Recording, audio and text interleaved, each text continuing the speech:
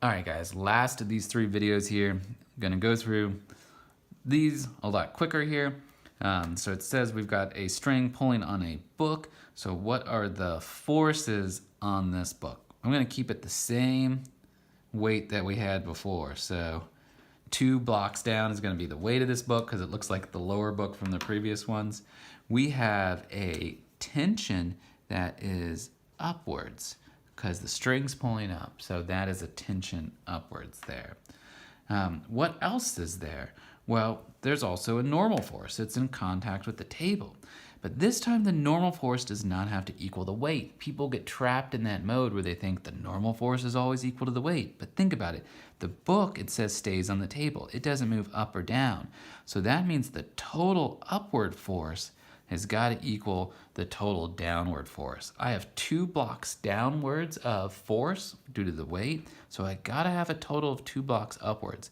I drew the tension as 1 block up, so my normal's gotta get me to 2, and I drew it 1 block up as well. Again, you could have drawn these differently. You could have drawn this 3 blocks down, and then all together, these guys would have to be 3 blocks up, so they could be different in that case. I don't know that they're the same to each other. Oh, and by the way, so it says which is a bigger force, the pull of the string or the gravity? Gravity's bigger because this one force here balances those 2 forces there. So gravity is the bigger force there. So next we have a block that is sliding and it is slowing down here. So once again, I've got weight down. I'll just draw that 2 blocks because that's how I've been doing it. So it doesn't move down, so there must be a normal force pushing back up equal to the weight because it's not moving up or down. Don't worry about this motion. Sideways motion is different than vertical motion. This block's moving to the right, but it's slowing down, so something must be pushing it back the other way, back this way, and that force must be friction. Friction is slowing it down.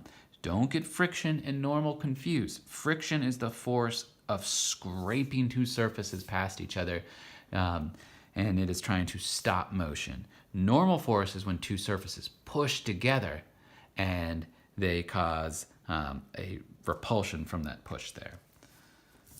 Next we have a block that is hanging from a string here. So we have the weight down again.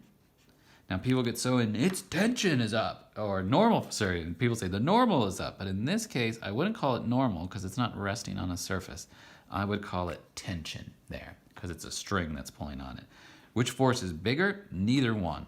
And how do I know that? Well, there's just 2 forces and they're balancing each other because the block's not moving at all.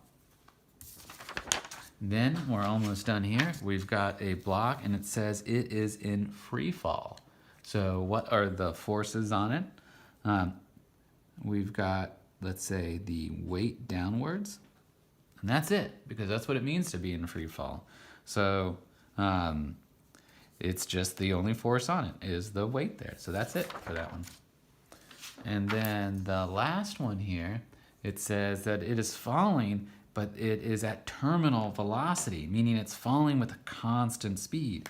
So gravity is still going to pull down on it. We still got weight downwards here, but there must be another force balancing it back out the other way because it's not speeding up. And we will talk more about that tomorrow.